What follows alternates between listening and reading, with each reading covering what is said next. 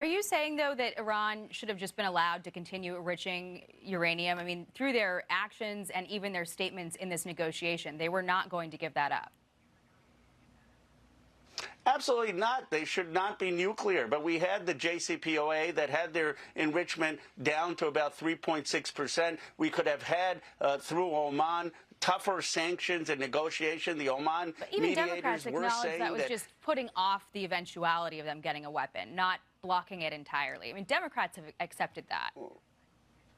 Well, putting off for 15 years, that's what the JCPOA would have done. And then you could have had tougher negotiation in terms of making sure they didn't have missiles. But there was no imminent threat. Now there's a threat to the United States. We've created a threat.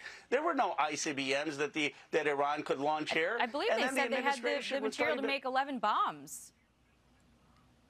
But they couldn't reach the American homeland. I mean, everyone acknowledges they don't have ICBMs. Now we've put our troops at risk. 13 Americans are dead. And I hope we can end this war. I just want the president to declare victory, end the war. I don't want more Americans dying. I don't want $2 billion a day going into the Middle East.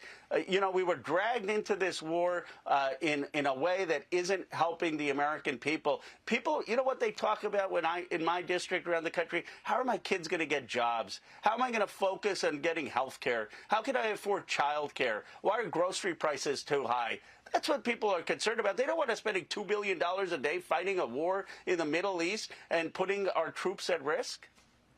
I hear your point on the economy. I think the other side of this whole debate is that, once Iran gets a weapon, negotiation doesn't really matter much because, the whole field changes. So that's where we are today. They were nowhere close to getting a weapon.